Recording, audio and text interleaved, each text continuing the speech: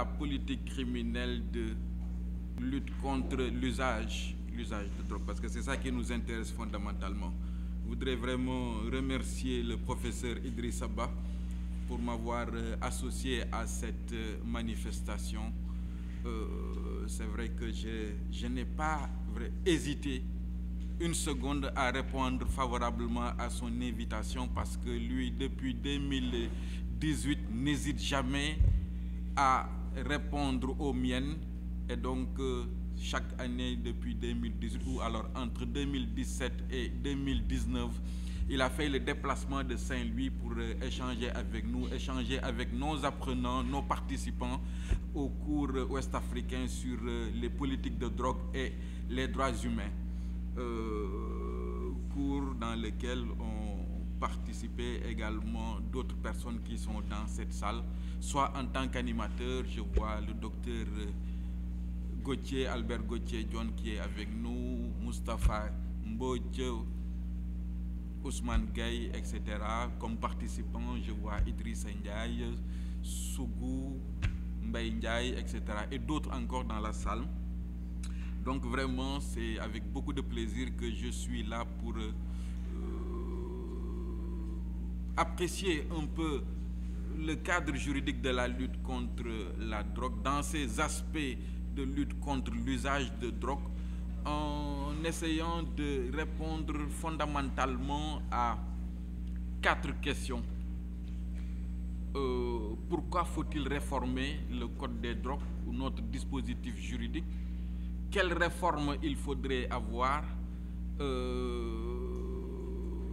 Exactement. Ensuite, comment réformer? Et surtout, que proposons-nous? Parce que comme Idriss l'a rappelé, il y a quelques années, en 2018 et non pas en 2019, nous avons travaillé avec les différentes parties prenantes pour un peu essayer de proposer quelques modifications du code des drogues pour prendre en charge la prise en charge et le traitement des usagers de drogue et un peu sortir de cette logique répressive qui préside à nos différents textes. Alors, comme vous le savez, aujourd'hui, la situation actuelle, c'est que nous avons un cadre juridique répressif. Aujourd'hui, l'usager de drogue, ou je ne veux même pas dire l'usager de drogue, mais dès que vous détenez de la drogue par devers vous, vous êtes en infraction.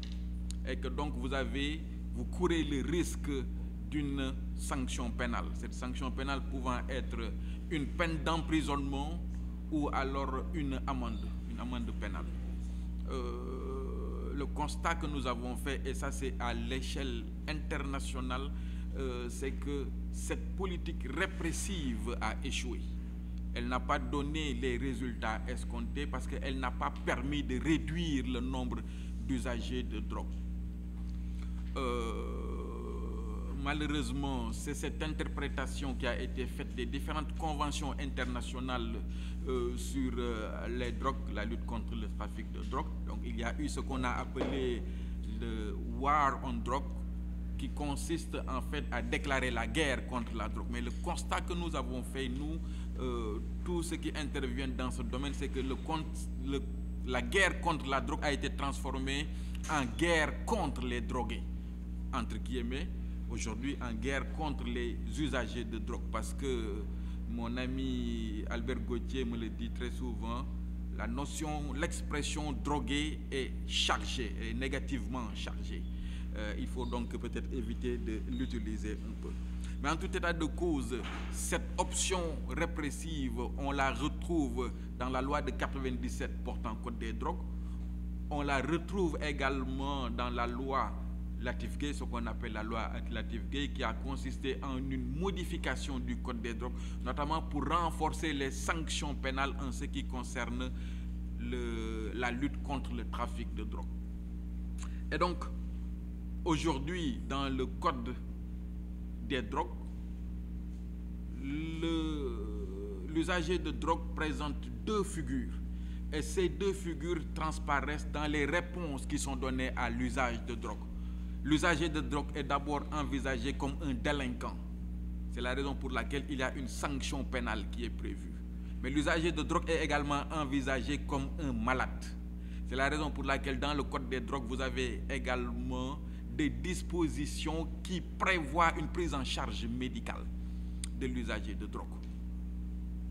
Mais dans la mise en œuvre et dans le texte lui-même, cette double figure de l'usager de drogue fait intervenir ce qu'on appelle en droit pénal, en politique criminelle, un réseau sécuritaire. Et qu'on met l'accent sur la sécurité parce qu'on envisage la dangerosité de l'usager de drogue. C'est quelqu'un de dangereux. C'est quelqu'un de dangereux parce que c'est un délinquant. C'est quelqu'un de dangereux parce que c'est un malade. Donc c'est un délinquant doublé d'un malade. Et donc cette dangerosité fait qu'on met en œuvre des réseaux sécuritaires. Deux réseaux sécuritaires notamment. Le réseau policier et le réseau médico-social. Le réseau policier parce qu'on a prévu tout un parcours judiciaire pour le délinquant, l'usager de drogue délinquant. Il est pris par la police, enquête, présenté au procureur, puis au juge, sanctionné, emprisonné. Donc en réalité, on a un dispositif sécuritaire d'éloignement. Il faut l'extraire, ce malade, ce délinquant malade, il faut l'extraire de la société pour qu'il ne lui porte pas préjudice. On aurait pu se dire que le réseau médico-social qui est mobilisé également devrait permettre d'assurer un traitement. Mais ce réseau médico-social, en réalité, c'est un réseau médico-social sécuritaire.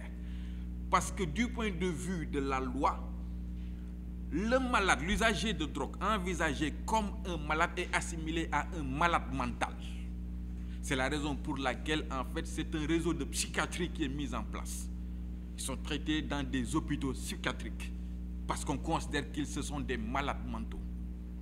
Et donc, à cette époque-là, on n'avait pas encore les Idrissa Ba et autres, les malades mentaux, il fallait les sortir de la société et les éloigner également.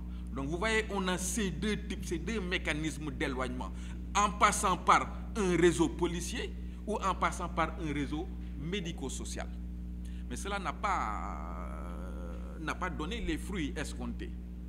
Parce que le constat que l'on fait, c'est que en emprisonnant les usagers de drogue, je parle sous le contrôle de Idrissa Ndiaye, on a en conséquence un surpeuplement carcéral. Aujourd'hui, une bonne partie des personnes incarcérées le sont pour usage ou le plus souvent pour détention de drogue. Le plus souvent pour détention de drogue. Ça, c'est un premier élément. Donc, surpeuplement carcéral. Et le constat que nous faisons, c'est que ce n'est pas en emprisonnant les gens que l'on entraîne une réduction de la consommation. Plus vous emprisonnez, mais plus vous avez de consommateurs. Malheureusement. Parce qu'en réalité, l'usager que vous emprisonnez, il va rencontrer en prison des réseaux de trafic. Il sort, il devient trafiquant. Enfin, il y a des chances qu'il devienne trafiquant. C'est le premier élément. Ensuite, au-delà de l'incrimination de la détention et de l'usage de drogue, nous avons aussi l'incrimination de deux incriminations, deux infractions. La facilitation de l'usage de drogue et la présentation sous un jour favorable. Et ça, c'est un risque pour les professionnels de la santé qui interviennent auprès des usagers de drogue, notamment pour offrir des services de réduction des risques. Parce que quand vous faites de la réduction des risques, vous pouvez être amené à donner des instruments qui peuvent être utilisés pour consommer de la drogue. Vous voulez que le sida ne se propage pas, vous voulez que l'hépatite C ne se propage pas, etc., etc. Vous donnez des outils aux consommateurs. Vous donnez des seringues, vous donnez des embouts pour fumer, etc., etc. Donc vous leur donnez du matériel pour consommer. C'est de la facilitation. Vous êtes en infraction.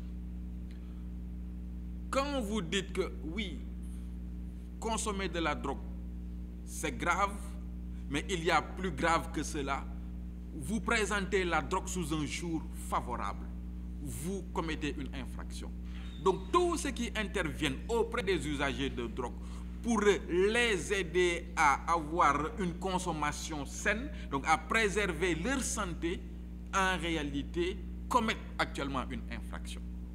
Le CEPIAD qui existe aujourd'hui au Sénégal, Dr Idrissa Ba et autres, aujourd'hui, du point de vue de la loi, ils commettent une infraction. Mais il y a dans la politique criminelle une tolérance qui fait que, même si le cadre juridique ne le permet pas, on accepte que, parce qu'il y a une dimension santé publique, on accepte que l'on soit en marge de la loi pour pouvoir accompagner des personnes qui font usage de drogue. Et donc, de ce point de vue-là, il y a tout un dispositif qui, en réalité, favorise la fragilité ou renforce la fragilité et la vulnérabilité des usagers de drogue. Et donc, il est important de revenir sur ça, de revenir sur ce cadre juridique-là. Il semble qu'aujourd'hui, quand on envisage l'environnement international, il y a des mouvements de politique criminelle qui sont actuellement en cours au niveau international et qui promeuvent une modification des politiques de drogue et qui promeuvent une modification des différentes législations pour justement prendre en charge des problématiques nouvelles, des questions nouvelles. Et aujourd'hui, nous tous qui intervenons dans le champ du droit de la drogue et du domaine des drogues, nous savons que l'OMS, par exemple, et les Nations Unies ont changé la classification de certains aspects du cannabis, par exemple. Aujourd'hui, il y a des dérivés du cannabis qui, aujourd'hui, ne sont plus inscrits sur des tableaux qui permettent leur interdiction. Ça, c'est un premier élément. Nous constatons également que dans différentes régions du monde et dans différents pays, il y a la légalisation de l'usage de drogue. Légalisation de la culture, légalisation pour ce qui concerne le cannabis, possibilité de consommer de la drogue au vu et au su de tout le monde. Et il y a tout un mouvement aujourd'hui pour demander la légalisation de l'usage de drogue. Il peut y avoir plusieurs politiques. On peut avoir une politique de légalisation, on peut avoir une politique qui consiste à dire tout le monde peut consommer, il n'y a pas de problème. Une politique de régulation, aujourd'hui on a par exemple l'alcool, il y a une politique de régulation. On accepte que les gens puissent consommer de l'alcool. Pourtant, on sait que l'alcool est beaucoup plus dangereux que certaines drogues. On accepte. Il y a un mécanisme qui est mis en place pour une commercialisation de l'alcool. On peut avoir ce qu'on appelle une politique de dépénalisation, ou alors dans ce cas, on n'a plus une sanction pénale, mais on a une sanction civile, qu'on peut avoir carrément une évolution, une désescalade dans la sanction pénale, maintenir une sanction pénale, mais réduire les sanctions qui sont prévues, etc., etc. Donc aujourd'hui, il y a une nécessité, je réponds ici à la question de savoir pourquoi réformer, il y a aujourd'hui une nécessité un peu d'adapter notre législation pour favoriser cette prise en charge des usagers de drogue du point de vue médical, du point de vue social, du point de vue économique, etc. Mais il y a également le constat, je l'ai dit tantôt, de l'échec du tout répressif. Quand vous avez une politique criminelle qui ne donne pas satisfaction, il faut avoir le courage de s'arrêter et de dire je vais faire autre chose. Et donc je crois que le Sénégal est arrivé à un moment où il doit faire autre chose. Ce d'autant plus que dans la sous-région, on est en train de faire autre chose. La Côte d'Ivoire vient de modifier, de réviser sa loi sur les drogues en réduisant les peines. En Afrique de l'Ouest, la Côte d'Ivoire avait les sanctions les plus lourdes. L'usager de drogue risquait jusqu'à 5 ans de prison. 5 ans de prison. Aujourd'hui, on a réduit tout ça. Les peines prévues sont inférieures à 1 an. On a également réduit les amendes en Côte d'Ivoire. La Sierra Leone fait autre chose. Le Ghana a également fait autre chose. Aujourd'hui, le Ghana est en train de déprisonnaliser la consommation de drogue et pour ne prévoir qu'une peine civile. Donc, il y a possibilité aujourd'hui de modifier la loi. Ce d'autant plus que dans le plan stratégique national de lutte contre la drogue pour la période 2016-2020, il était prévu une dépénalisation de la consommation de drogue. J'expliquerai tout à l'heure.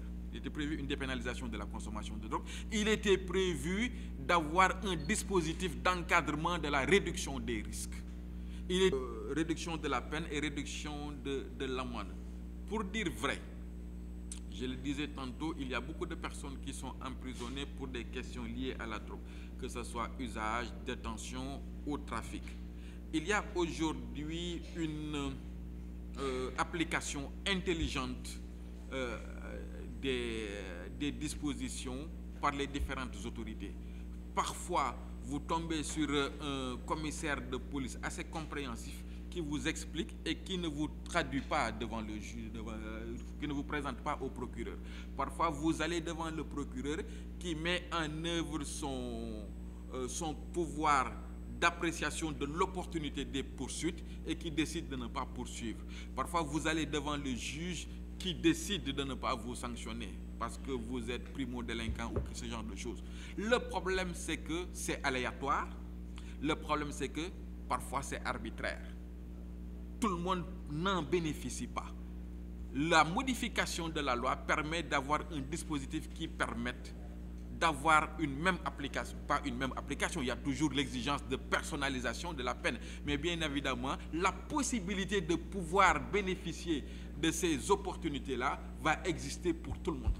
Ça, c'est un élément important.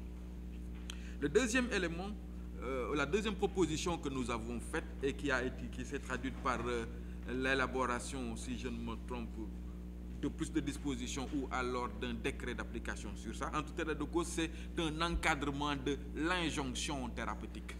Aujourd'hui, le code des drogues prévoit la possibilité pour le juge, en lieu et place d'une sanction pénale, d'orienter l'usager de drogue vers un centre médical de traitement. Ça, c'est le texte qui le dit. Le problème, c'est que ce n'est pas mis en œuvre parce que le lien entre le juge et le médecin n'est pas créé. Le juge, s'il doit décider d'une injonction thérapeutique, il n'a pas le soutien d'un médecin pour lui dire voilà ce dont ce délinquant a besoin. Et donc, le plus souvent, ce n'est pas mis en œuvre. Ce que nous avons fait dans les propositions que nous avons formulées, c'est de définir un parcours de soins pour l'usager de drogue et la possibilité de signer un contrat thérapeutique entre le délinquant malade et un médecin. Par contrat thérapeutique qui est mis en œuvre sous le contrôle du juge, qui va permettre, en fonction du diagnostic qui a été fait par le médecin spécialiste, des soins, de la définition des soins dont ce malade a besoin pour pouvoir être soigné et bien traité. Donc on a prévu tout ça dans les dispositions que nous avons eu à rédiger. Nous avons également défini et encadré l'offre de services de réduction des risques. Nous avons préparé un décret d'application spécifique sur la réduction des risques, qui définit un certain nombre d'activités qui peuvent être menées au titre de la réduction des risques, qui identifie les personnels qui peuvent intervenir au titre de la réduction des risques, en précisant les compétences qu'ils doivent avoir, les protections qu'on peut leur accorder dans le cadre de l'exercice de cette activité-là. Et nous avons également défini les rapports qui devaient exister entre les personnes qui interviennent au titre de la réduction des risques et les forces de l'ordre. Nous avons également essayé de renforcer la place de la société civile dans le traitement de l'usage. Je reviens un peu sur la réduction des risques. Et il est heureux que, en fait, justement, l'association soit accompagnée par le Comité national de lutte contre le sida, parce que, en réalité, la réduction des risques a fondamentalement montré ses preuves d'efficacité dans la lutte contre le sida. C'est au début des années 80 que les gens ont commencé véritablement à mettre en œuvre des activités et des services de réduction des risques pour réduire la propagation du sida. Et cela a donné des résultats. Et quand, à un certain moment, les gens ont constaté qu'il y avait une explosion des cas d'addiction de décès par overdose, et on commençait également à mettre en œuvre des services de réduction des risques au titre de la lutte et de la prévention de la propagation des maladies au sein de populations usagères de drogue.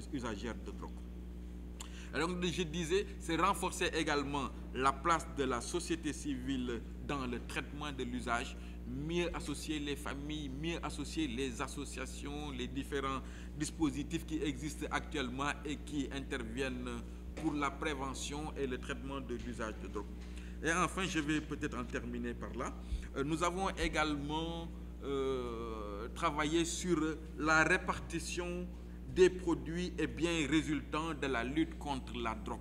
Et notamment, nous avons insisté sur le financement de tout ce qui concerne la prévention, la communication, l'information et la sensibilisation contre la consommation de drogue. Dans nos propositions, c'est 17% de ces revenus. Nous avons proposé que 15% soient affectés à la prise en charge sanitaire et ou psychologique, psychosociale, la réinsertion socio-économique des usagers de drogue et la mise en œuvre de programmes de réduction des risques liés à la consommation de drogue. Et également, un pourcentage, 7% sont affectés à la promotion de la recherche scientifique et la production de connaissances sur la drogue et les addictions. Donc voilà un certain nombre d'éléments que nous avons proposés au CILD dans le cadre d'un atelier que cette instance avait organisé pour justement essayer de mettre en œuvre cette décision du plan stratégique, cette orientation du plan stratégique national de lutte contre la drogue pour la période 2016-2020. Malheureusement, depuis que nous avons fait ce travail, comme je le disais, c'était en 2018, mais les textes sont restés dans les tiroirs. Il n'y a pas eu d'évolution. Quand on interpelle, on nous dit que c'est dans le circuit. Effectivement, moi j'ai échangé avec un responsable du secrétariat général du gouvernement. C'est dans le circuit, mais c'est des textes sensibles qui nécessitent justement un accord, un consensus, je vais dire, national sur les différentes orientations. Et donc, il est dommage, j'ai vu que Madame la députée Mariam Soreya était prévue dans le panel, malheureusement elle n'est pas là. Mais il est important d'avoir des cavaliers législatifs qui devraient nous permettre justement de prendre en charge ces discussions. Je sais que le CILD a discuté avec beaucoup de parlementaires sur ces questions, mais pour le moment, le texte n'est pas allé plus loin. La Côte d'Ivoire a entamé sa réflexion après nous. Bon, ils sont allés très vite, ils ont adopté leur loi. On espère que bientôt ce débat sera ouvert, ces discussions seront ouvertes et que un consensus pourra être trouvé sur cela. Il est extrêmement important de comprendre que quand on intervient dans ce champ-là, c'est des discussions apolémiques en réalité. Parce qu'on vous demande de prendre position. Et quand vous prenez position, les gens ne comprennent pas. Moi, quand j'ai été, je dis pour l'anecdote, quand j'ai été sollicité pour la première fois sur ces questions-là, à parler de ces questions, à jeter un regard de juriste sur ces questions-là, et notamment sur la dimension droits humains, le premier réflexe que je me suis dit, si je dis ce que je pense, les gens ne comprendront pas. Et on vous dit, tout le monde a été confronté à ça, mais xana du doomu julit.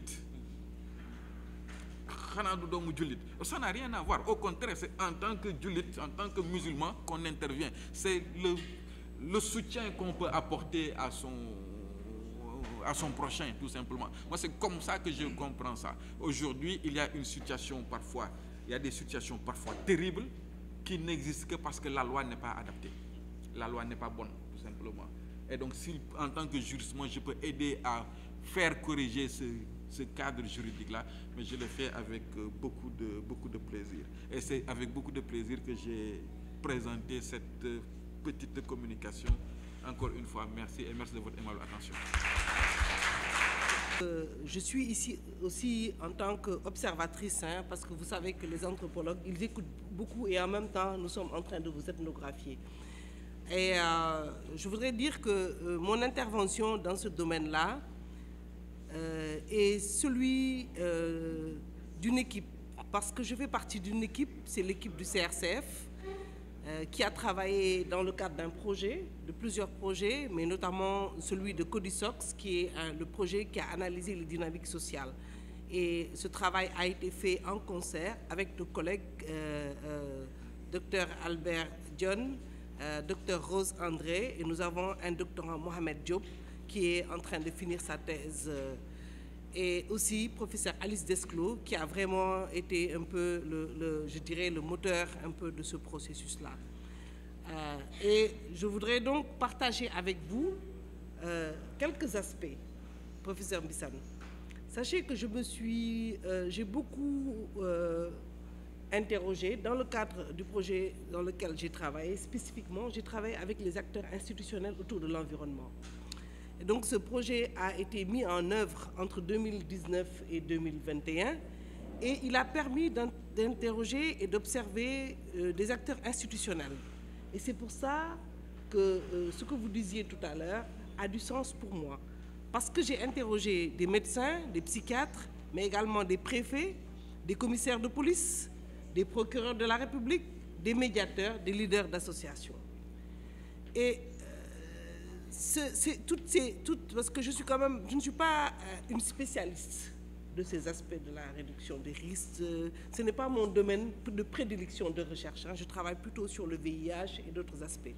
Mais je dois dire que, d'une manière générale, ce que j'ai vu quand je suis venue dans ce domaine-là, c'est un domaine en ébullition.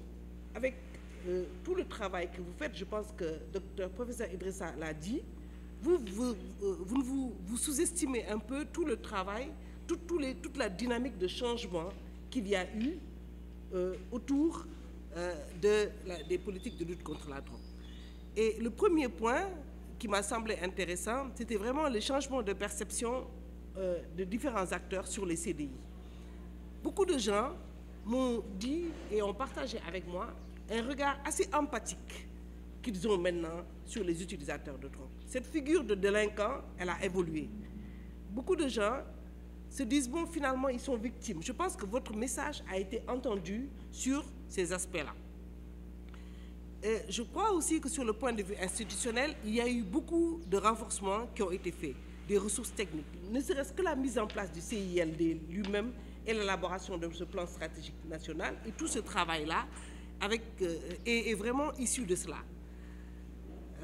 Je voudrais dire que, donc, d'une manière générale, le discours a évolué. Je parle du discours, qui est moins répressif et plus empathique, mais également plus médicalisé. Et ce qui est intéressant dans toute cette dynamique sur l'environnement, c'est que le processus il demeure marqué par la centralité des débats juridiques. Partout où vous partez, vous discutez avec les gens vous parlent de la loi. Un élément important qui a évolué, c'est vraiment la réduction de l'usage des injections. On a beaucoup parlé des injecteurs. Je pense que de moins en moins, il y a des injecteurs, parce que ça ne veut pas dire que l'utilisation des drogues injectables a diminué, mais ça veut dire que c'est l'usage de l'injection lui-même qui a disparu, parce que d'abord, il y a eu des politiques de mise à disposition des seringues, mais parce que aussi, finalement, les gens se sont détournés de ces formes qu'ils estiment plus dangereuses. Mais là où je voudrais mettre l'accent, c'est que souvent quand on parle des usagers de drogue, on pense à l'usager lui-même, aux souffrances des usagers elles-mêmes, qui existent. Je pense qu'aujourd'hui, dans nos familles, dans nos environnements, nous avons tous des enfants, des neveux, des nièces, des collègues, des patients qui sont dans cette situation-là, et je reviendrai sur ça. Mais là où je voudrais mettre l'accent, c'est que très souvent, on sous-estime la souffrance des acteurs institutionnels. C'est-à-dire, quand je parle des acteurs institutionnels, je parle à la fois aussi bien des acteurs des forces de police que des procureurs, des magistrats, etc. Quand je suis allée les voir, et des commissaires de police, quand je suis allée les voir pour leur poser la question, ils m'ont expliqué eux-mêmes que ce climat de violence physique, verbale, avec cette généralisation des approches répressives, avait aussi un effet sur eux-mêmes. Et que eux aussi, c'était difficile pour eux. Parce que, d'une part, ils disent qu'ils voient les familles qui sont disloquées, ils voient les souffrances des personnes, ils voient des cas de manque. Je pense qu'il y a un commissaire qui m'a dit qu'il a eu quelqu'un qui est venu le voir, qui lui a dit « S'il vous plaît, mettez-moi en prison, parce que ce n'est que quand je suis en prison que j'arrête de consommer de la drogue. » Il l'a mis en prison, la personne a fait 1 mois, au bout d'un moment donné, il lui a dit « Mais il faut que tu sortes. » Donc, ces personnes-là, ils font face à des personnes qui sont en manque, qui se tapent, la tête dans les barreaux, qui ont des actes qui font que finalement, eux-mêmes, ça a un effet sur eux. Autre chose, ils voient aussi dans les familles des trahisons, des familles où une sœur est tellement en manque de sa dose qu'elle va dénoncer son frère qui est dealer parce que tout simplement elle a besoin d'argent. Et eux, ça a aussi un effet sur eux.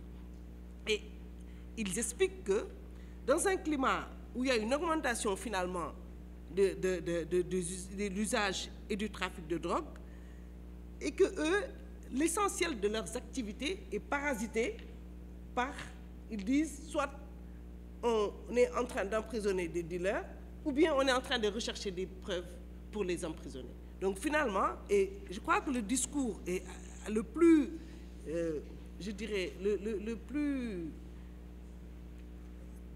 négatif, le plus difficile que j'ai entendu, et parfois même un plaidoyer, bizarrement, un plaidoyer pour la légalisation. Ils disent que nous, on n'a pas envie de passer tout notre temps à être derrière des trafiquants de drogue. On a envie de faire autre chose, parce que de toutes les façons, on se rend compte que ce qu'on fait n'est pas efficace et ce qu'on fait ne marche pas.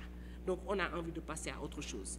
Et sur la loi Latif-Gueye, je pense que c'est vraiment là où j'ai entendu des personnes me dire « Mais cette loi, elle nous a pourri la vie ».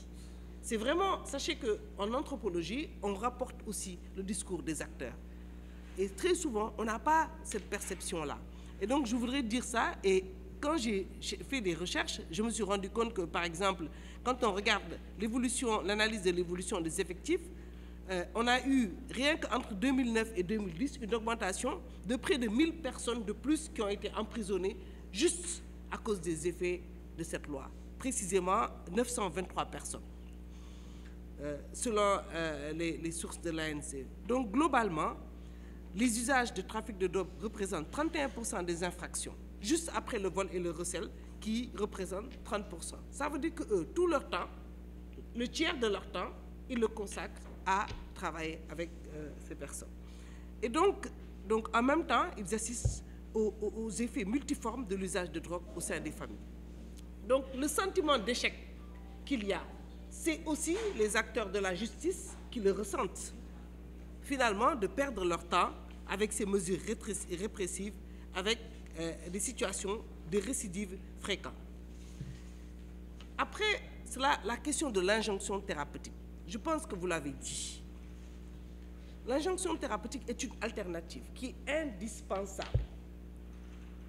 Et très souvent, quand vous avez fait, quand je dis vous, c'est-à-dire le CILD, le travail de formation que vous avez fait auprès des acteurs de la police, de la justice, etc., ils sont en demande de la possibilité d'application de l'injonction thérapeutique.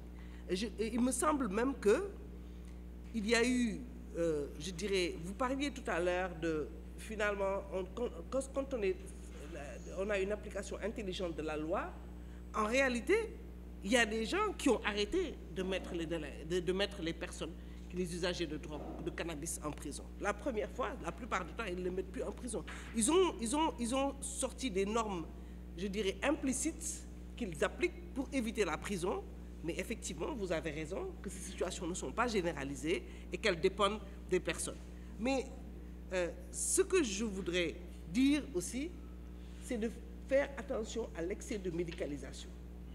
Parce que l'injonction thérapeutique, eux, ils attendent l'injonction thérapeutique comme étant une sorte de bullette magique qui va arriver et qui va les soulager. Ils disent la plupart du temps les personnes qui sont là, qui sont arrêtées, qui sont dans nos prisons, nous, on a conscience qu'elles n'ont rien à faire ici. Il y en a un même qui m'a dit, mais docteur, vous ne pouvez pas mettre des assistants sociaux dans les polices, comme ça, ou bien des psychologues, comme ça, quand on a des cas comme ça, ils veulent leur parler. Parce que nous, nous avons conscience, et ils me disent, nous, on passe notre temps à discuter avec les familles, à parler avec eux, à parler avec les personnes. Et ce n'est pas notre rôle. On aurait aimé avoir, nous aussi, une assistance médicale. Comment faire pour que nous aussi, on puisse être efficaces? Donc, ce que nous disons, c'est que quand on a des politiques de drogue qui sont extrêmement répressives, globalement, les lois qui sont répressives, le problème, vous avez dit tout à l'heure, la figure du délinquant ou la figure du malade. En disant ça, vous avez quand même expliqué qu'il y a un usage autre. C'est l'usage récréatif, c'est l'usage festif. Or, ce à quoi on assiste aujourd'hui aussi, de plus en plus, il faut qu'on ait le courage de le dire, c'est qu'on a de nouvelles formes de drogue, on a des détournements, et ça, on n'en parle pas suffisamment, mais on a des médicaments, des médicaments dont les usages sont détournés. Nous avons fait, la semaine dernière, il y a à peu près 2 mois, nous avons fait une enquête au niveau de Kaolack et de Mbour, et nous avons été, on n'a pas prévu de faire une présentation, mais les usages détournés des médicaments sont extrêmement nombreux, avec un marché noir qui explose. Tous les jours, on voit des saisies records de médicaments de contrebande, on voit des médicaments et le Rivotril qui est prescrit et détourné, on a comment dirais-je, du Valium, ça c'était classique, du Transten, et puis l'usage du Tramadol qui se répand. Or, le Tramadol, dans la plupart du temps, on le prescrit de façon très très rapide, très très simple. Donc ces nouvelles formes d'addiction-là aussi, elles sont là. Donc c'est quand même des dérivés opiacés. Donc, et plus ces médicaments, ces nouveaux médicaments, il y a une dizaine de jours, je pense qu'il y a un médicament qui est apparu, le Volet, qui est un médicament qui est vendu en boîte. On a les gaz hilarants, etc., etc. Donc voilà. Donc vouloir réduire aussi, professeur, vouloir réduire ces deux images à celle du délinquant ou celle du malade, le malade ne concernera que celui des usagers irréguliers. Mais l'usager festif aussi, il est là. Et il est important. Et je pense que on a vu aussi des pays où cette injonction thérapeutique a été mise en place. Et finalement, il y a eu une sorte de forme de révolte de ces personnes-là qui vous disent, bon, ben, écoutez, nous, on n'est pas malades. Hein. Ça peut être parfois aussi un choix, même si c'est limité dans le temps. Donc, je pense que mon collègue Albert Gauthier-Dion, qui a travaillé spécifiquement sur ces aspects-là, pourra renforcer ces éléments-là. En tout cas, ce que nous pensons, c'est qu'il faut défendre l'injonction thérapeutique et la renforcer, la mettre en place. Mais il faut faire attention aux excès de médicalisation. Et l'inexistence de structures de soins adaptées aux personnes, aux usagers de drogue, et vraiment, cette approche, elle est complètement légitimée. Et nous pensons qu'il est important, que vous disiez tout à l'heure, et là, professeur, je reçois professeur Idriss Abba, quand vous disiez les choses, elles n'ont pas bougé. Je vais prendre ma casquette d'activiste VIH pour faire bouger ces textes qui sont dans des tiroirs de mes amis fonctionnaires, pour les faire sortir, pour les faire bouger. Je crois qu'il faut améliorer et s'inspirer d'autres choses. Et le dernier point sur lequel je voulais parler, c'est vraiment rappeler que nous sommes dans un contexte social qui est marqué pour moi par deux dimensions. Une dimension conservatrice. Il ne faut pas qu'on se leurre la face. Il y a une dimension conservatrice qui est là, qui augmente. Nous tous, nous entendons des discours qui sont extrêmement conservateurs. Aujourd'hui, ne pas mettre un foulard commence à devenir stigmatisant. Ne pas prier le vendredi quand c'est l'heure est stigmatisant, etc. On est dans un environnement de plus en plus conservateur. C'est la réalité. Mais qui coexiste aussi avec des jeunes des jeunes, les gens, tous les jours, vous voyez que dans les boîtes de nuit, il y a une jeunesse décomplexée qui, elle aussi, revendique d'être une jeunesse mondialisée, avec des approches qui sont complètement inspirées par ce qui se passe dans d'autres pays. Donc, il y a cette balance entre les deux. Et prendre toutes les mesures, et je suis d'accord sur ce que vous dites, sur cette approche d'équilibre à avoir. Mais cet équilibre-là, il me semble que pour faire évoluer l'environnement juridique, il faut partir sur des approches répressives, sur des approches en tout cas qui condamnent, parce que de toutes les façons, notre contexte socioculturel ne nous permet pas, en tout cas difficilement de légaliser ou ne nous le permet pas, mais il peut être contrebalancé par des approches d'accompagnement, par des approches de réinsertion, par des approches de soutien et par des approches démédicalisées. Je suis médecin, mais je sais que la médicalisation et le fait que les personnes soient en psychiatrie pose problème. Et c'est la vérité. Il est important que la société civile puisse avoir, dans ce contexte de cet environnement-là, plus de structures, plus de dispositifs, plus d'accompagnement, une société civile qui serait à la fois avec des acteurs. Aujourd'hui, les femmes s'organisent. J'ai ma collègue Rose André qui est en train de travailler avec les femmes. Les femmes ont une association. Les hommes ont leur association. On a une société civile qui est là. On a aussi des ONG qui accompagnent, qui font de la médiation. Et cette société civile-là, elle doit plus s'organiser pour pouvoir faire avancer ce dispositif-là avec cette approche. Donc, vraiment, je crois qu'on a un virage. De toutes les façons, toutes les sociétés vivent avec la drogue. Les usages du cannabis thérapeutique, ils sont là, ils sont importants.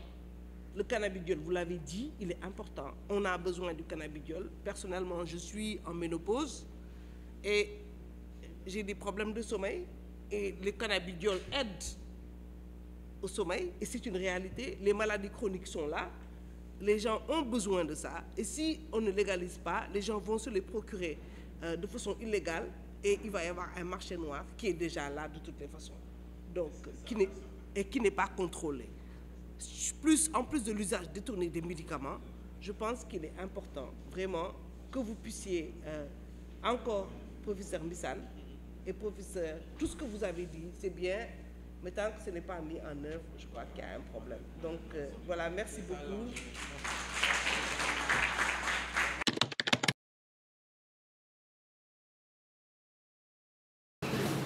Donc, je voudrais bien partager ça et que je vois que nous tous, nous avons des enfants déjà. Et si j'entends les docteurs dire qu'actuellement, il y a cette nouvelle génération qui n'ont pas de complexe, ou bien qui sont entrappés dans d'autres civilisations, qui n'ont pas peur de prendre des médicaments et n'importe quoi. Moi, je voudrais bien qu'on focus sur la politique afin de pouvoir faire une alerte chez les enfants, qu'on puisse nous donner ce qu'il nous faut afin de pouvoir voir l'éducation et arrêter les petits-enfants. Parce que je crois bien à la génération, c'est la préadolescence. La préadolescence, tout ce qu'ils voient, ils croient que c'est vrai. Alors c'est là où le bas blesse. Nous qui sommes de la génération 80, nos grands qui sont là, qui ont pris la drogue de la génération 80, donc c'était à cause de la complexe. Maintenant, c'est autre chose. Actuellement, c'est la drogue de la fête. Et la drogue de la fête, je crois bien que c'est ça qui tue. Donc, s'il peut bien nous aider afin qu'on puisse renforcer nos associations, pouvoir rentrer, pouvoir carrément avec ces enfants, pouvoir les alerter. Parce que tout ce qui n'est pas naturel, je crois bien, ce n'est pas un guérir, c'est un contrôle. Merci. Professeur Sow, moi je commencerai par là où vous avez terminé. Vous avez dit que c'est vrai, il y a beaucoup de choses qui ont été faites. Mais tant que ce n'est pas mis en œuvre, c'est comme si rien n'a été fait. Je dirais plutôt non. Effectivement, il y a eu des pas colossaux qui ont été faits. Et je reviendrai peut-être sur les propositions que vous avez eu à faire, notamment en ce qui concerne la proposition là, qui, vous m'excuserez du terme, entre parenthèses, dorment quelque part dans les tiroirs. Mais là, j'en interpelle à notre responsabilité. En tant qu'activistes, qu'avons-nous fait? Qu'avons-nous fait? Et c'est dans les interventions que j'ai entendu dire aussi qu'il y a des pays qui sont allés plus vite et qui ont eu à réviser leur code de drogue. Comment ça s'est passé? Comment est-ce que ces pays ont fait pour en arriver à ce point-là, alors que nous, au Sénégal, nous avons toute l'expertise qui s'y est? Je pense que c'est le moment de nous poser des questions, parce qu'il est inconcevable, à mon avis, depuis 2018, que ces propositions ont été faites, je parle sous votre contrôle, je ne sais pas si j'ai bien noté ou pas, jusqu'à présent, on n'arrive pas à avoir ne serait-ce qu'un début de consensus. Donc, comment faire? Quels sont les goulots d'étranglement? Parce que tout revient à la loi. Dans vos propos, dans les propos du professeur Ngom, on tourne toujours autour de la loi. Le code, il est répressif. Le code n'a pas été révisé depuis 1990 ou quelque chose comme ça. Donc voilà des questions, à mon avis, qu'on doit se poser, nous, en tant qu'acteurs de la société civile, et essayer de voir comment aller justement vers cette révision. C'est vrai, professeur, c'est un sujet qui est délicat, mais qui n'est pas inapproprié. Le sujet n'est pas du tout inapproprié. Parce que là, quand nous parlons des usagers de drogue, je veux dire, c'est la communauté, c'est nous, c'est dans notre famille.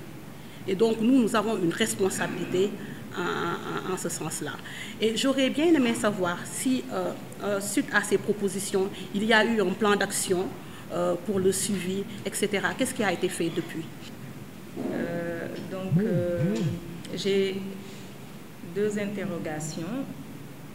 La première est adressée peut-être aux deux, mais c'est de savoir en fait quelle ligne qu'on peut faire entre aujourd'hui la criminalisation de l'homosexualité et de l'usager de drogue.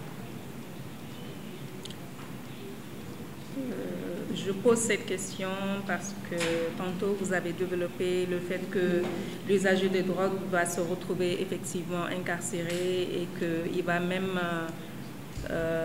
développer d'autres pratiques qui peuvent être plus lourdes.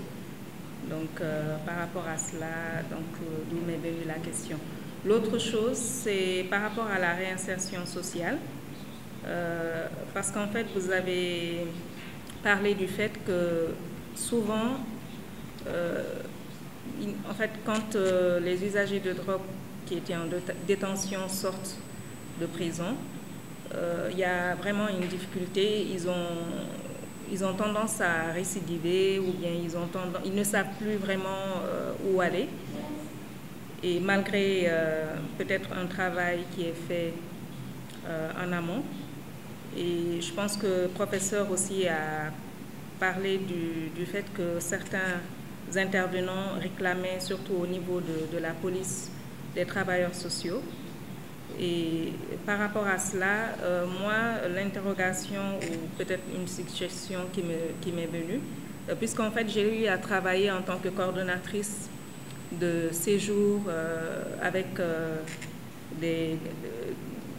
des enfants en grande difficulté, donc, ou qui étaient en lien avec la justice française. Parmi ces enfants, on avait parfois des usagers de drogue, donc, qui étaient accompagnés par des travailleurs sociaux spécialisés. Donc j'étais la coordonnatrice de ce projet-là, même si on n'avait pas vraiment tous les outils pour prendre en charge ce type d'usagers, mais quand même on a arrivé à travers les méthodes que nous mettions en place à accompagner ces jeunes-là pour leur permettre vraiment d'avoir une autre réalité de la famille, de la communauté, parce qu'on organisait des activités socio-éducatives et communautaires qui permettaient à ces jeunes de pouvoir ne pas avoir toujours la pensée vers la drogue. Donc c'est un dispositif sur lequel j'avais eu à travailler. Je ne sais pas si ça pourrait servir dans ce cadre-là. Et donc il y a également le fait que, est-ce qu'il ne serait pas intéressant de mettre en place des maisons intermédiaires, donc, qui permettront à un usager de drogue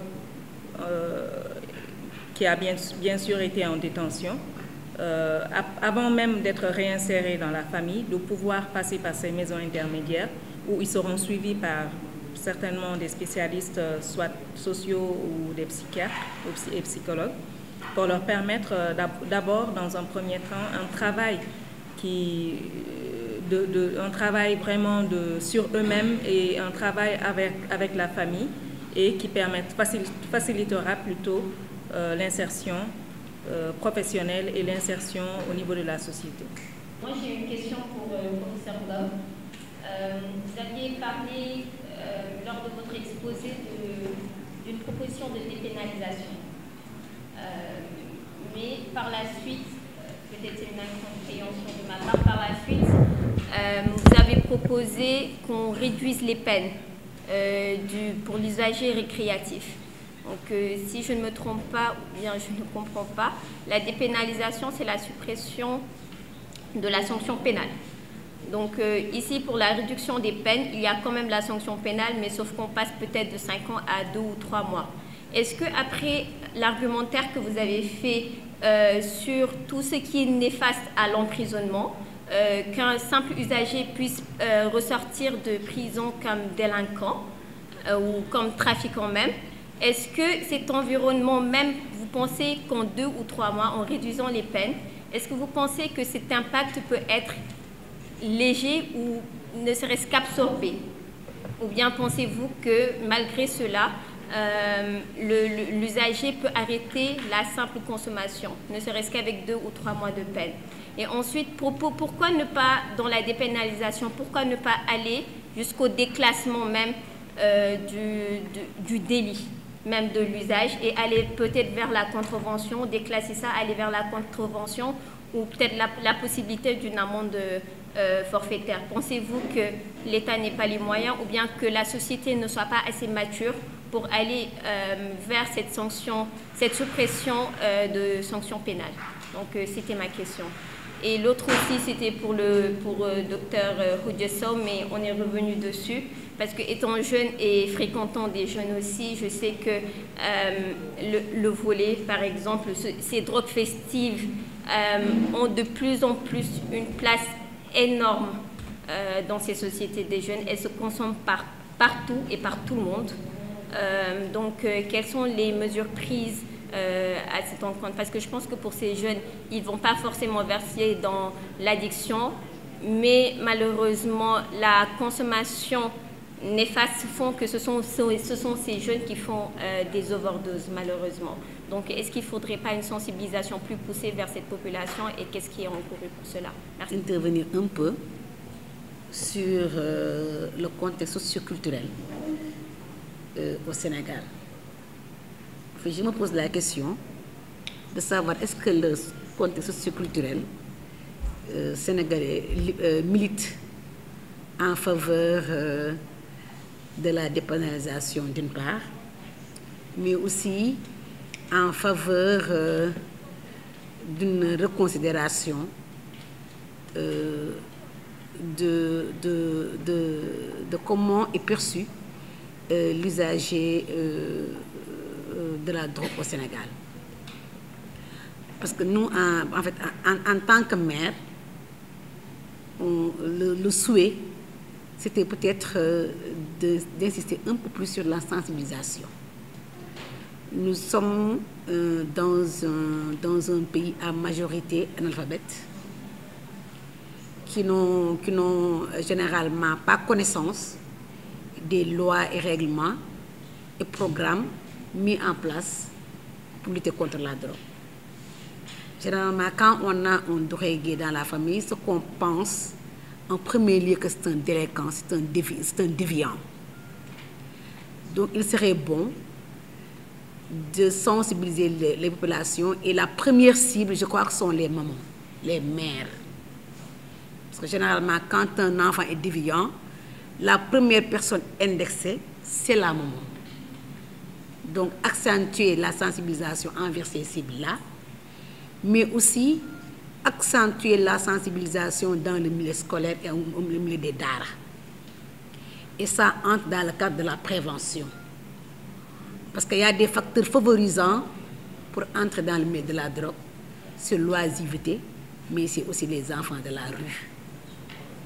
on voit beaucoup d'enfants qui sont dans la rue, qui commencent à utiliser la drogue parce qu'il n'y a aucune politique d'accompagnement pour ces enfants de la rue. Nous tous, nous voyons chaque jour des enfants traîner dans la rue qu'on appelle faqman. Et rien n'est fait généralement pour ces enfants. On les voit chaque jour. Donc je crois qu'il faut accentuer la prévention, mais aussi revoir les cibles. Qui sont nos cibles dans ces programmes de prévention-là? L'autre chose que je voulais aussi aborder, je vois que l'objectif de l'atelier, c'est de voir comment faire des plaidoyers pour la validation du nouveau code, c'est-à-dire le plan stratégique national de lutte contre la drogue. J'aurais aimé peut-être un peu interpeller les usagers qui ont eu la chance d'en sortir. Et que vos actions ne se limitent pas seulement à ceux qui utilisent déjà ces substances-là. C'est-à-dire, je vois que vous intervenez beaucoup plus dans les bars, dans les dancing et autres. Mais pourquoi ne pas aller dans les quartiers? Rencontrer, parce que nous, dans notre société sénégalaise, nous avons une organisation telle que dans les quartiers, vous pouvez voir des associations, des associations de jeunes, des groupements de femmes, et faire des mobilisations sociales. Et moi, je me dis que ça met beaucoup plus dans le cadre de la prévention que d'aller dans des dancing, dans des boîtes de nuit. Peut-être c'est la vieille école qui parle, parce que moi, j'ai fait le travail social depuis plus de 25 ans. Je suis plus dans l'approche proximité, mobilisation sociale, que dans d'autres approches. Donc, c'est ça que je voulais apporter comme contribution. Je vous remercie. Moi, j'aimerais un peu rebondir sur ce que Dr Sow a dit par rapport aux usages détournés des médicaments. Je pense depuis toujours qu'il faut qu'on fasse une intervention ciblée sur les médecins, parce que c'est eux qui sont les grands prescripteurs. Et malheureusement, maintenant, surtout les jeunes, ils ont le tramadol facile. Donc, il faut agir là-bas. Et aussi mettre en place des mécanismes ou des protocoles pour une prescription qui est plus sécurisée. Il faut, et aussi au niveau de l'enseignement, insister vraiment pour dire aux futurs médecins qu'il faut commencer par le palier 1 avant d'aller plus haut. Merci. Je voudrais très sincèrement aussi remercier le professeur Moussanga parce que vous avez répondu de manière tout à fait pertinente à ces 4 questions, à savoir pourquoi réformer, comment réformer et pour quels résultats. Je pense à travers votre sujet, vous avez répondu de manière pertinente à ces questions. Maintenant, la question qui se pose aujourd'hui, c'est de savoir pourquoi, en termes de sensibilisation, de lobbying, les choses ne bougent pas. Si l'on sait que l'État du Sénégal est signataire de pas mal de conventions, aujourd'hui, toutes les conventions en matière de promotion et de protection des droits humains, le Sénégal est signataire de ces conventions. Je ne peux pas comprendre que la Côte d'Ivoire, le Sierra Leone, le Ghana fassent des efforts sans ça, l'État du Sénégal, que ça ne bouge pas au Sénégal. Alors, où se trouvent les faiblesses? En termes bon, là également, peut-être j'ai une suggestion à faire. Bon, peut-être vous avez 2 leviers, vous avez parlé de cavalier législatif. Vous pouvez passer par le voie d'un projet de loi ou d'une proposition de loi. Aujourd'hui, je me disais que la campagne électorale était une belle opportunité pour vous, en tout cas les activistes, de dire aux candidats pour ces élections législatives, de dire qu'est-ce que vous proposez aujourd'hui en termes de prise en charge des consommateurs de drogue. Quel est, dans le cadre de votre mandat législatif, qu'est-ce que vous proposez dans ce sens-là? Parce que c'est eux qui fabriquent la loi, c'est eux qui font les lois, et les sensibiliser dans ce sens-là. Donc je pense qu'en termes de sensibilisation, d'information et de communication, il y a un travail supplémentaire à faire. Maintenant, vous avez évoqué également le problème de la réinsertion sociale des consommateurs de drogue. Moi, dans le cadre de mon activité professionnelle, j'ai eu la chance de parcourir tous les établissements pénitentiaires au Sénégal, tous les lieux de privation de liberté. Tout récemment, nous avons été au camp pénal de Potal. Nous avons effectué une visite inopinée dans ce camp pénal, où il y a pratiquement 4 personnes détenues, des personnes qui sont détenues à long pénal, perpétuité, 10 ans, etc. Alors, nous avons, dans le cadre des entretiens individualisés que nous avons eu avec les détenus et avec certains consommateurs de drogue, des gens qui étaient détenus pour trafic de drogue, Mais les gens disent qu'ils ont un problème de prise en charge. Nicotination pendant 10 ans, 20 ans, on a parlé de prise en charge. Et nous avons même vu une série de cannabis. Le directeur de l'établissement présentateur nous a présenté une quantité énorme de cannabis au sein de l'établissement. Cela veut dire que le trafic dont parlait le professeur est réel. Donc la consommation de drogue est réelle dans le milieu pénitentiaire. Est-ce que ces personnes-là ont une prise en charge adéquate? C'est un problème également qui se pose. Voilà, je ne veux pas monopoliser la parole, je vous remercie. Un problème. Je crois qu'aujourd'hui, la question des jeunes et des nouvelles formes de drogue, elle est importante, et aussi de l'adaptation des messages de sensibilisation. Je pense que ça, c'est vraiment quelque chose qui est, à mon sens, prioritaire. Nous tous, en tant que... Tout à l'heure, j'ai entendu quelqu'un dire qu'on a eu un jeune que le père, le premier réflexe, ça a été la police. Sachez que je peux vous dire qu'en tant que mère, mon expérience personnelle, le jour où j'ai appris pour la première fois que mon fils a fumé du cannabis, je suis allée à la police, j'ai dit, écoutez, qu'est-ce qu'on fait? Et c'est le policier qui m'a dit, madame, calmez-vous. Calmez-vous, madame, c'est pas la bonne décision. Prenez le temps de parler avec votre enfant. Il ne faudrait pas que vous fassiez des gestes qui vont faire que ce garçon-là, toute sa vie, il va en tout cas, il va avoir un problème. Heureusement que je suis tombée sur un policier comme ça. C'est pour ça que je pense que, et ça veut dire quelque part, que nous tous, dans nos représentations, nous avons aussi associé usage de drogue égale répression.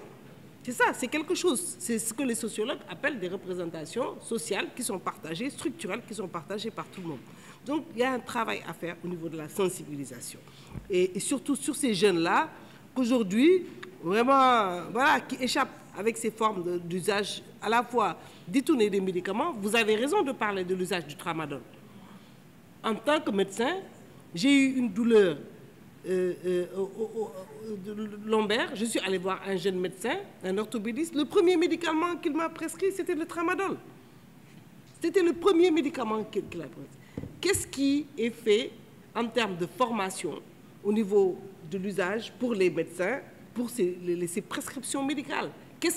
Qui sont ces délégués-là qui font exploser cette prescription des tramadol? Je pense que c'est une question aussi, et nous avons un jeune étudiant qui a commencé une thèse de sociologie avec, à l'université Cheikh Anta Diop de Dakar sur ces questions d'usage détourné des médicaments. Et nous comptons investiguer cela avec le professeur Tidiane.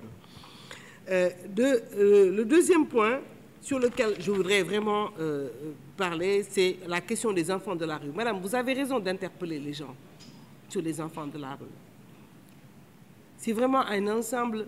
Nous venons de terminer une enquête sur les populations clés au Sénégal. Et ce que nous avons entendu comme violence sexuelle sur ces personnes qui sont dans des internats religieux, quels qu'ils soient, on ne sait pas stigmatiser tel ou tel, mais ces internats religieux, ou bien tout simplement qui se retrouvent à la rue. Mais quand vous avez été victime de tant de traumatisme et de tant de violence, c'est une des raisons d'utilisation de ces drogues. Et ça, ce sont des réalités qu'il faut qu'on explore. Je vais terminer mon propos sur un point. Quel est le lien entre la criminalisation de l'homosexualité et celle des usagers de drogue? C'est une question à laquelle je... Donc, quel est le lien entre la criminalisation de l'homosexualité et les usagers de drogue injectables? C'est une question à laquelle je ne peux pas, en tout cas, je suis obligée de dire des choses. En tant que chercheur, je viens de boucler une recherche avec le CLNS sur les populations clés. Je viens de boucler une enquête sur les populations clés, à la fois les usagers de drogue, mais aussi essentiellement l'homosexualité au Sénégal. Et je dois dire que je n'imaginais pas le degré de violence familiale, physique, sociale contre les homosexualités, contre les homosexuels au Sénégal.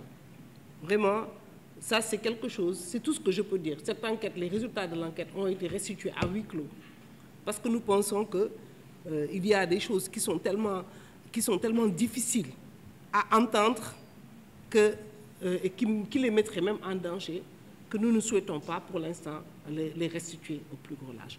Parce que le problème qu'on a, c'est toute cette politisation qui nous pose problème de ces causes difficiles. Si vous parlez aujourd'hui de cette loi, des lois de dépénalisation des usagers de drogue, vous allez retrouver un politicien qui a envie de devenir célèbre et a envie d'être connu, qui va l'utiliser, et qui va dire voilà, et qui va la retourner contre le pouvoir en place. Et donc, c'est pour ça qu'aujourd'hui, on est dans une société, je ne dirais, qui effectivement, on est dans une tendance de conservatisme, mais aussi on est dans une tendance d'instrumentalisation des causes difficiles. Parce que finalement, ce n'est pas tant le conservatisme que c'est l'instrumentalisation de la cause qui pose problème. Et les gens qui le font, on est vraiment désolé de voir que les résultats, en tout cas les élections législatives, ont été orientés parce qu'il y a eu parce qu'il y a des gens qui ont instrumentalisé des causes difficiles. Alors que la réalité, elle est tout autre. Les enfants sont violés dans les familles, les enfants sont violés dans les internats, les enfants sont violés. On a des témoignages qui sont extrêmement difficiles. Donc, je pense que tout le monde est frileux. Et ça, je parle, peut-être qu'on parle de manque de volonté politique, mais peut-être que les politiciens aussi, ils n'ont pas envie d'aborder ces questions-là, qui vont se retourner contre eux, parce que les gens ne veulent pas aller jusqu'au fond des débats. Ils vont juste se prendre ça va se terminer en quoi? La liste qui soutient les go-diggers, ou la liste qui dit que les drogués vont être dépénalisés. Donc il y a ça va être perverti. Et je pense qu'une des questions sur lesquelles le manque de volonté politique, et que comme vous dites, cette question n'a pas été au centre des débats de cette campagne, c'est parce que peut-être que dans la nouvelle Assemblée, il va falloir que vous, les organisations de la société civile, les intervenants, vous puissiez faire un travail de dédramatisation et de dépolitisation de ces questions-là, qui sont essentielles parce qu'elles touchent tout le monde et tout le monde est interpellé. Merci. Ce qu'il faut comprendre, c'est que nous qui avons travaillé sur ces propositions-là, ce qu'il y avait autour de la table, ceux qui ont participé à cet atelier, il n'y avait pas d'activistes. Personnellement, je ne suis pas activiste, je suis universitaire. C'est un regard d'universitaire que j'ai jeté sur ces textes-là, c'est un regard d'universitaire que j'ai jeté sur un peu les propositions à formuler en fonction de ce qu'il y avait actuellement et en fonction d'une analyse que j'ai faite de la situation des usagers de drogue. Donc c'est à ce titre-là que je suis intervenu. Au moment où on discutait de ces aspects-là, le général Diop qui était avec nous en tant que responsable du CILD, en tant que technicien également, a bien précisé que son rôle c'était de faire des propositions d'évolution, mais que la décision politique ne lui appartenait pas. Il a fait son travail, c'est dommage qu'il ne soit pas là, nous l'avons accompagné à faire ce travail-là, après il appartient aux politiques de prendre en charge ces questions-là et d'aller vers les lieux où on doit les discuter pour les faire valider, mais également d'expliquer aux populations les évolutions qui sont apportées. Et à ce moment-là, nous pouvons intervenir pour éclairer les discussions.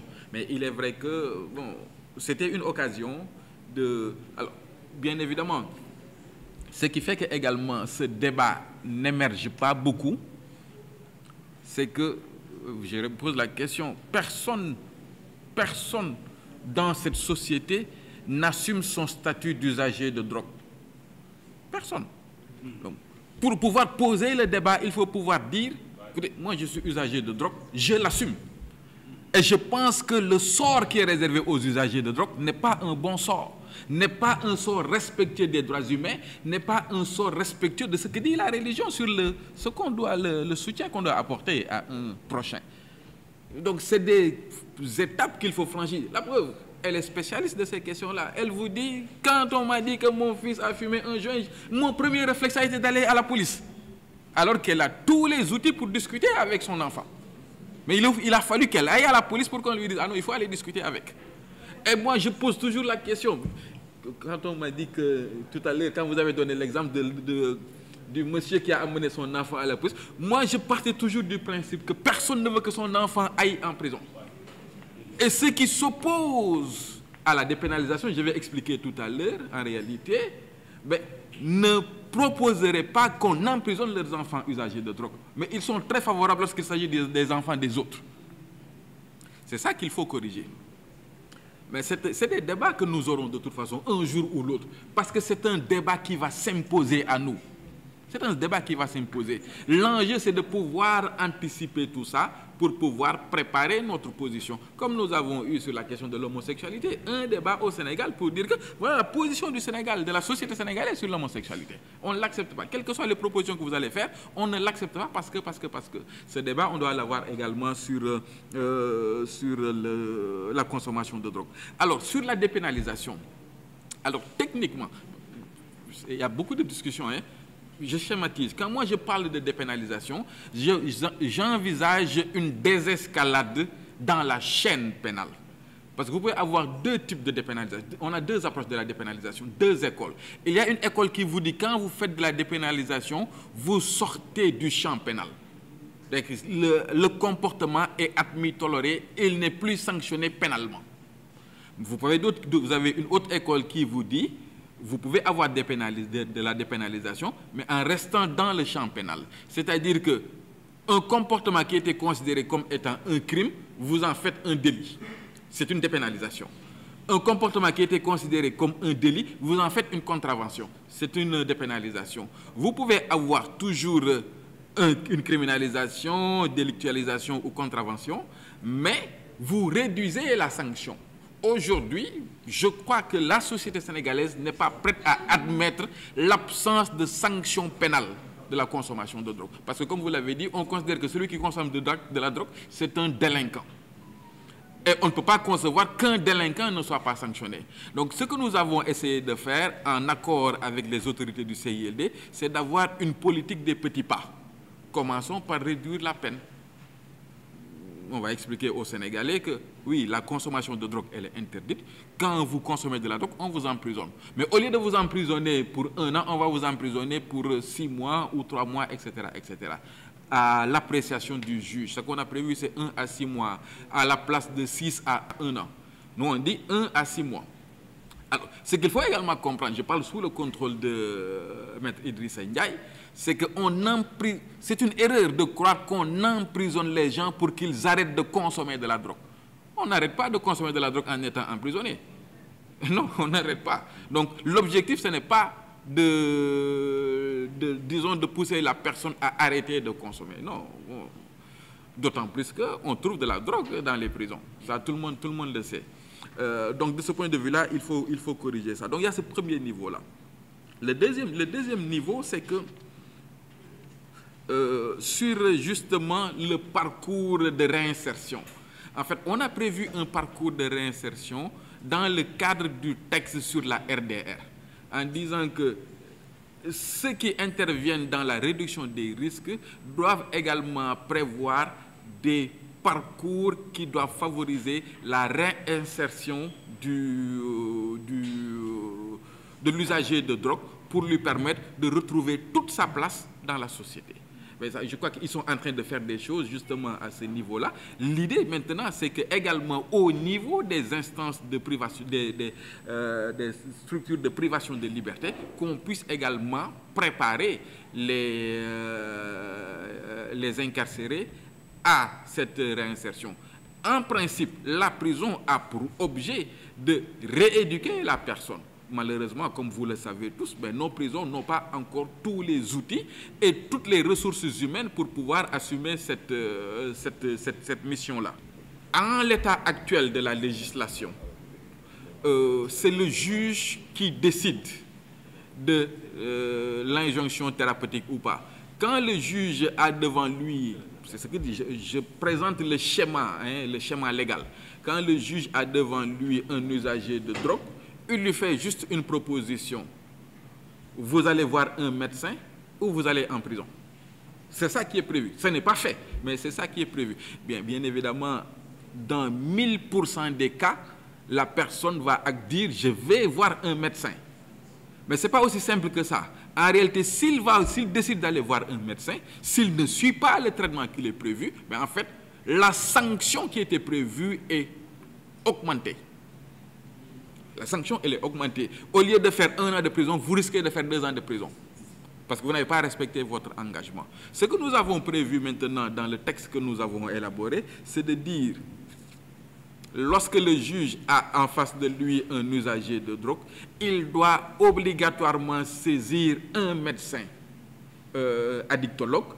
Le médecin va diagnostiquer la personne et selon que l'usager est un usager dépendant, un usager à risque ou un usager simple, il fait au juge un certain nombre de propositions qui vont constituer un contrat thérapeutique. Et si bien évidemment la personne n'accepte pas de se soumettre à ce contrat ou ne respecte pas ce contrat thérapeutique, mais les sanctions initialement prévues vont être prononcées. Nous avons inséré également aujourd'hui la possibilité maintenant pour la personne ou sa famille de demander à ce que l'usager de drogue soit soumis à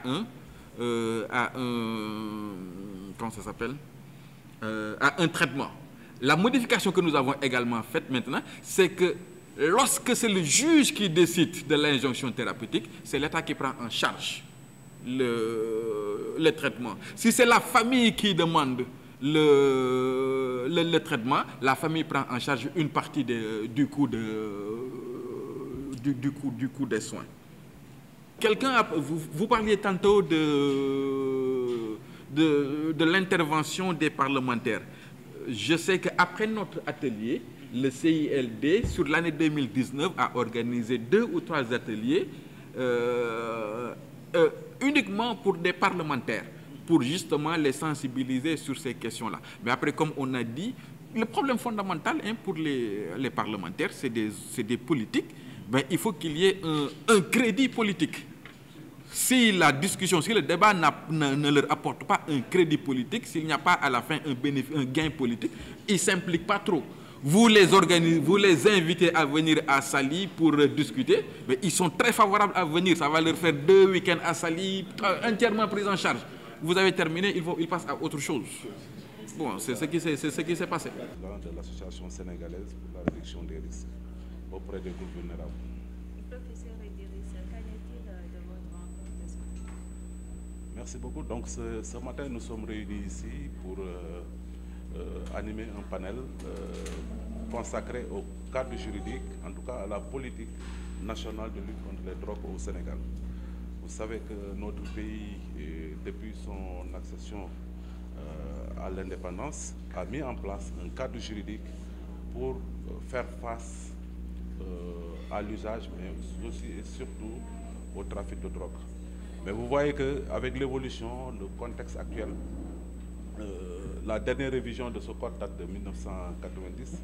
Entre-temps, les choses ont beaucoup évolué, la situation a beaucoup évolué. Et la remarque que nous avons faite par rapport à ce code de drogue qui date de 1990, c'est que c'est un code de drogue qui est beaucoup plus axé sur la répression que sur la prise en charge, le traitement et la réhabilitation des patients. Nous pensons, nous qui intervenons dans le domaine de la santé, que les consommateurs de drogue sont plus des victimes collatérales par rapport à la consommation, mais aussi du fait de nombreux facteurs sur le plan psychologique, mais aussi sur le plan social, sur le plan économique, qui fait que ces personnes ont plus besoin d'aide et d'accompagnement. Donc il s'agit pour nous de réfléchir par rapport à cette situation pour être beaucoup plus dans les dispositions, en tout cas pour mettre beaucoup plus notre pays, en tout cas nos pays, dans les dispositions pour pouvoir prendre en compte ces consommateurs. C'est pourquoi nous avons invité des spécialistes dans ce domaine, des sociologues, une sociologue anthropologue en la personne du docteur Khoudia Sow, qui va nous donner un peu aussi le point de vue, son point de vue par rapport à cette situation d'usage et de trafic de drogue au Sénégal, mais aussi et surtout aussi sur le plan juridique, parce que c'est ça aussi où se joue l'enjeu du problème, parce qu'il faut qu'on ait un cas juridique qui va faciliter, qui va vraiment favoriser l'accès aux soins de prévention, l'accès aux soins de traitement, mais aussi l'accès aux soins de réhabilitation. C'est pourquoi vraiment nous avons nous nous félicitons vraiment, nous remercions vraiment ces experts qui ont pris de leur temps pour venir aussi partager leur expérience et ensemble nous allons faire des recommandations pour voir comment nous allons continuer ce processus de proposition, parce que c'est juste des propositions qu'on va faire à l'autorité. Merci beaucoup. Vous voyez que, bon, il s'agit juste, le baromètre c'est de voir la presse, c'est de lire la presse, chaque jour on en parle. Mais il n'y a pas une étude au niveau national qui puisse parler de la prévalence. La dernière enquête que nous avons menée, qui date de 2011, c'était une enquête qui était surtout localisée à Dakar et qui concernait surtout une population qui est très à risque, très vulnérable, que sont les consommateurs de drogue injectables. Et dans cette population, c'est-à-dire les gens qui prennent l'héroïne et la cocaïne ou le crack, quel que soit le mode d'utilisation, la prévalence était à 5, du VIH par exemple, était à 5,2%. Donc c'est une enquête qui avait concerné plus de 600 consommateurs de drogue injectables. Et parmi cette population, la prévalence du VIH était à 5,2%. C'est-à-dire qu'à cette époque-là, on avait une prévalence du VIH au niveau de la population générale qui était de 0,7%. Donc vous voyez, c'était une prévalence qui était 6 fois supérieure à la prévalence en population générale, ce qui montre vraiment l'extrême vulnérabilité de cette population. Et ce que cette enquête aussi avait montré, c'est que la prévalence de l'hépatite C était à 23%. Et je pense que dans ce pays-là, on parle très peu de l'hépatite C, qui est une très grande préoccupation, qui est une maladie qui tue et de façon silencieuse. Et malheureusement, il n'y a pas un programme comme un programme VIH pour pouvoir assister ces patients. Donc c'est pourquoi nous avons attiré l'attention de la tutelle et c'est pourquoi ce programme de lutte contre les comorbidités chez les consommateurs de drogue injectables a été mis en place par le CNRS pour pouvoir assister ces patients. Donc c'est une grande préoccupation. Je pense que aussi l'autre demande, Dr Koudia ne me démentira pas, c'est un besoin vraiment de faire une enquête sur le plan national pour avoir voilà, des données réelles à temps par rapport à l'usage de drogue. Maintenant, une dernière question. Concernant les accidents de la route, les consommateurs de drogue sont souvent les gens qui causent ces accidents. Maintenant, que faudra-t-il faire? Il ne faut pas stigmatiser ou caricaturer, parce qu'après, dès qu'il y a un accident, on va dire que c'est un consommateur de drogue. C'est comme quand on dit dès qu'il y a une agression, c'est un consommateur de drogue. Je pense que des dispositions doivent être prises, par exemple. Et ça, je pense que ça devrait faire partie aussi de nos recommandations. Des dispositions doivent être prises pour qu'en cas d'accident, qu'en cas d'agression, que voilà, en tout cas, un diagnostic puisse être fait. Est-ce que nos agents de sécurité disposent de matériel pour pouvoir, je ne sais pas, investir, pour pouvoir au moins tester ces gens? Est-ce qu'ils ont des tests d'alcool-tests, etc. Tout ça, c'est des dispositions, c'est des recommandations qui doivent être prises. Mais on ne peut pas dire, bon, les accidents, c'est lié à la consommation de ceci ou de cela. Voilà. Donc, c'est vrai que les substances psychoactives aussi peuvent générer certaines situations, voilà, certaines situations regrettables ou dramatiques. Mais je pense qu'il ne faut pas mettre tout dans le même lot. Je pense qu'il faut qu'on soit beaucoup plus objectif.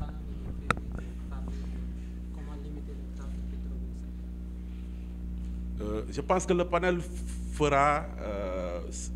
il faut qu'on parvienne, parce que nous n'intervenons pas dans le domaine du trafic. Ouais, il faut vraiment qu'on fasse, en tout cas, la distinction entre usage, la consommation et le trafic. C'est le trafic, à mon avis, qui doit être le plus réprimé que l'usage. Nous disons que bon, l'usage, quelqu'un qui est usager a besoin d'être accompagné. Mais maintenant, comment l'accompagner? Il y a un paquet de services qu'il faut mettre à sa disposition. Et ça, il y aura des propositions dans ce sens.